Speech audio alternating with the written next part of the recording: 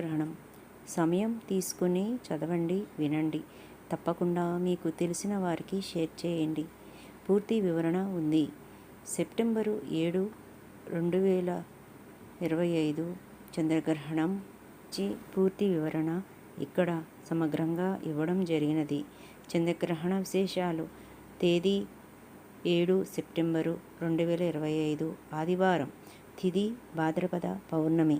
నక్షత్రం శతభిషము పూర్వభాద్ర. రాశి కుంభరాశి. గ్రహణం రకం రాహుగ్రస్త సంపూర్ణ చంద్రగ్రహణం.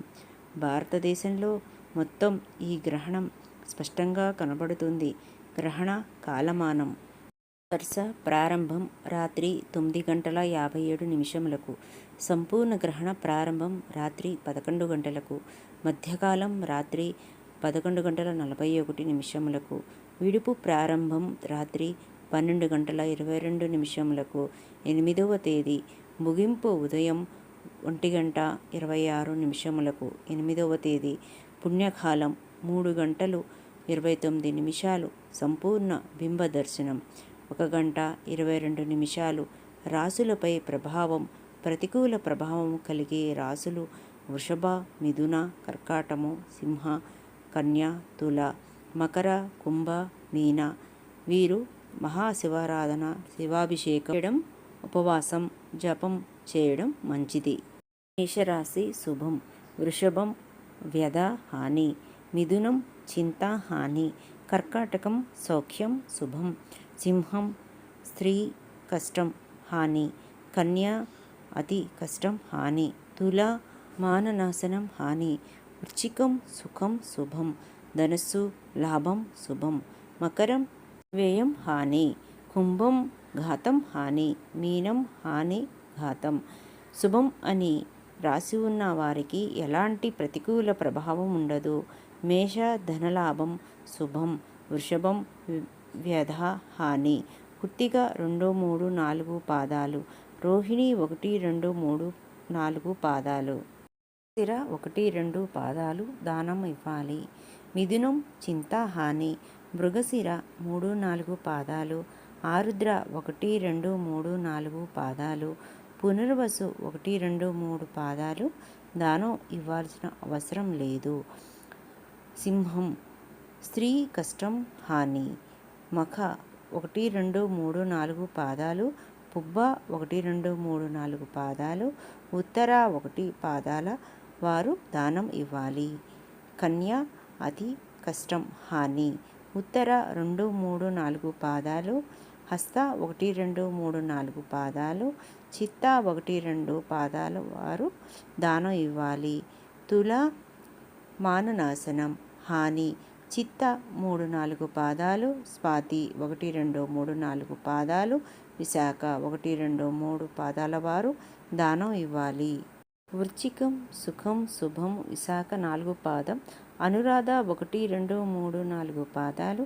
జ్యేష్ఠ 1, 2, 3, 4 పాదాల వారు దానం ఇవ్వాల్సిన అవసరం లేదు. ధనస్సు లాభం శుభం. మూల 1, 2, 3, 4 పాదాలు. పూర్వషాఢ 1, 2, 3, 4 పాదాలు. ఉత్తరాషాఢ 1 పాదం వారు దానం ఇవ్వాల్సిన అవసరం లేదు. మకరం వ్యయం హాని.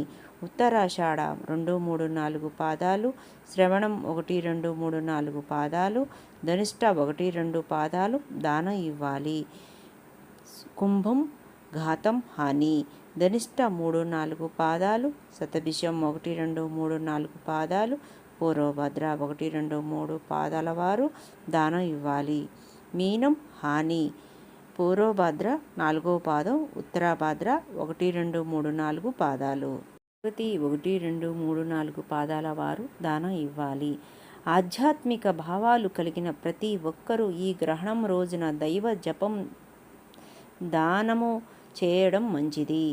దాన సామాగ్రి: రజిత, వెండి, చంద్ర, నాగబింబములు, తెల్లటి వస్తువులు, తెల్ల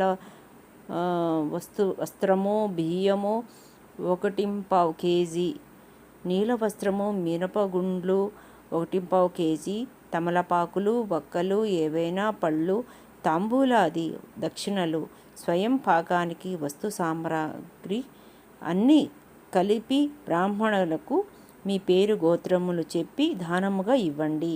ఆలయములలో పాటించే విధానము: గ్రహణానికి ముందు సెప్టెంబర్ 7న మధ్యాహ్నం లోపు అన్ని దేవాలయాల్లో నివేదనలు సమర్పించి ఆలయ ద్వారాలు మూసివేస్తారు. సాయంకాలం దర్శనం ఉండదు. శ్రీకాళహస్తి దేవాలయంలో ఈ నియమాలు వర్తించవు. ఆచారాలు: గ్రహణ రోజున తద్దినాలు పెట్టుకోవాలనుకునేవారు మధ్యాహ్నం 1:20 పెట్టుకోవాలి.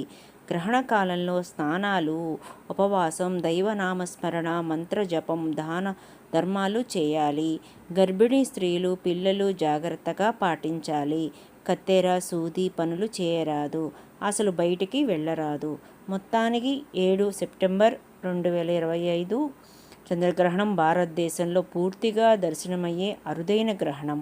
ఇది కొందరికి ఆధ్యాత్మిక పరంగా శ్రేయస్కరమైతే విశాఖ, శతభిషం, పూర్వభాద్ర నక్షత్రాల వారికి శాంతి జపాలు అవసరం. ఈ వీడియో మీకు నచ్చితే షేర్ చేయండి, సబ్స్క్రైబ్ చేయండి. Thank you.